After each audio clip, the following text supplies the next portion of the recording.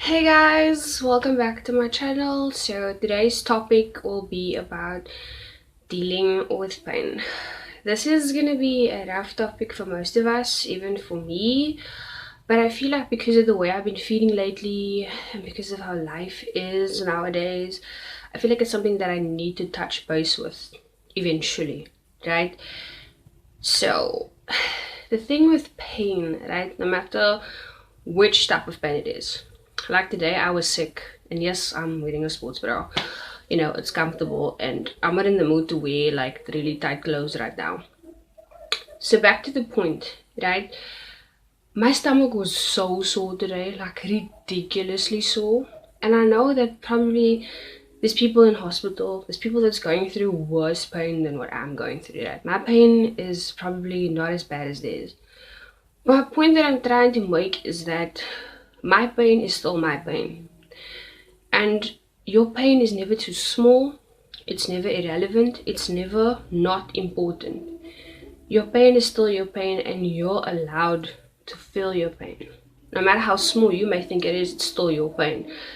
Right? Like I hated my pain today. But I'm like, this is my pain. So if I want to feel shit the entire day, if I want to be sad, I'm going to be sad. I personally hate wasting days where I'm sad or where I'm not in the mood to talk to people or where I'm just on my own buzz. I try not to have days like that, but in reality, let's face it, we're all gonna have days where we're just not in the mood, where we just feel like being on our own buzz, right? But the lesson is to not have too many of those days. But the thing is that we all deal with pain in different ways, no matter which type of pain it is. I recently read a quote. It was a picture I found on Google. I can't remember what I searched, but then this picture was there that it said, "You've never felt real pain until you've stood in front of a mirror, crying, telling yourself that it's going to be okay." I'll be honest. I was that person. I've been there.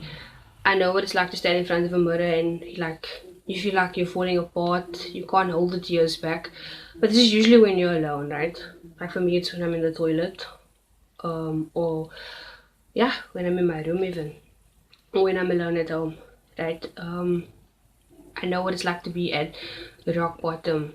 Like you're crying, but you're telling yourself it's gonna be okay, you're gonna be fine. I would tell myself you're strong, you got this. When deep down inside you know that you don't really got this, you just don't want the world to see your vulnerability. You don't want people to see you at your weakest point, right? You'd have to put up, I wouldn't say a fake smile, it's just that you wouldn't want people to see your sadness. Because let's face it, if everyone's gonna see me sad and look all mopey and stuff, every person's gonna ask me, well, people that care, people that are used to seeing you in your bubbly or whichever type of person you are, people are gonna ask, are you okay? You don't seem yourself, you seem down. You're not gonna wanna answer everybody, let's be real. I'm not gonna wanna answer everybody because I wouldn't wanna bother other people with my shit, right? Because I take it so, it's my thing, so I have to deal with it on my own.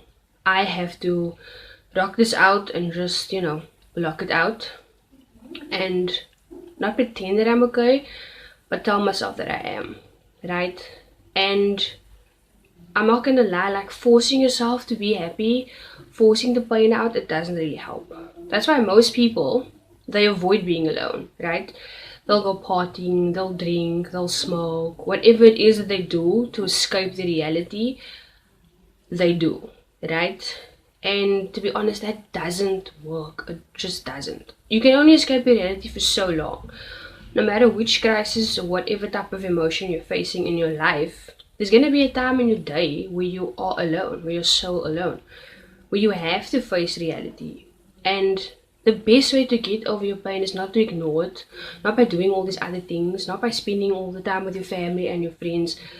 The best way to get over your pain is to embrace your pain, right? That's what I did. I embraced it. I accepted the fact that I was sad, I was hurt, I was betrayed, whichever emotion it is, whether you're sick, sad, disappointed in someone, disappointed that you didn't achieve something, or whatever. Allow yourself to be sad. Allow yourself to cry. Allow yourself to feel shit, right? If you want to take a day where you're just sad, then do that. If that's your way of getting over it, you have to do it. Because let's face it, no matter how hard we try to live a happy life, to be happy every single day of our lives, we all have a breaking point. We all have a vulnerability, we all get sad, and we all have the point where we're just like, fuck this shit, I'm done. You know, like I just can't anymore. I've reached my boiling point. We all have that. And it's hard to get back from that to where you're in a happy place. But it does all start over here. Like it really, your mindset plays a big role in most of the things you do. Like I'm not even gonna joke, right? I know that I'm supposed to be gymming every day, but sometimes my mindset is like, oh, I'm tired, I'm not in the mood, I'm this and I'm that. It's my mindset.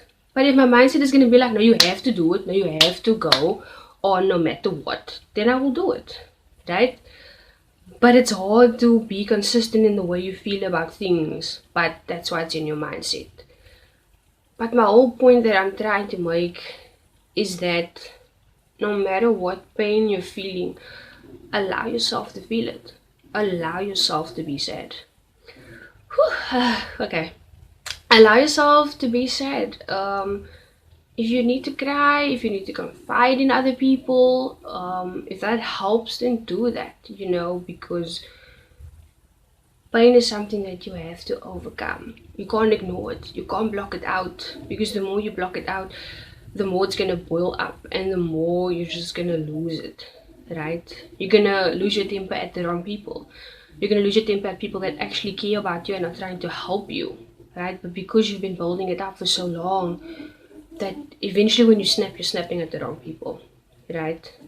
I know that it's hard, and there's no time for when pain ends, right? Something could have happened to you 5 years ago and it still hurts today. It won't hurt as much, but it still hurts. I have experiences, I have things that still hurt. I'd rather it be a death or disappointment or someone in your life betrayed you that you really cared about. It will still hurt, right? There's no time limit on it. Don't feel bad if something that happened 10 years ago still hurts you today. I know people who lost a parent 20 years ago and they're still sad about it today, because we all have a different way of dealing with our pain. We all overcome pain at a different stage, at a different pace, and at a different time. But no matter what you're feeling, it's your feelings. It's your emotion, and you should never feel like you're not allowed to feel it, or that your pain is irrelevant, or that it's not important. At the end of the day, we are all important, and our feelings are important, right? I have moments where I'll sit on my knees, I'll cry, but I won't feel alone because I know God will be there with me, right? I'll be praying to Him for strength or whatever it is I will be praying for. But your pain is your pain, and you're allowed to feel it. And if you ever need advice, you guys can always come to me, right? Right now, even when I'm making this video, I'm not in the happiest of moods. I'm not the happiest person. I have my stuff that I go through too, right? I just deal with it on my own time, and not for everyone to know. But yeah guys, thanks for watching. I hope to see you in my next video. Bye.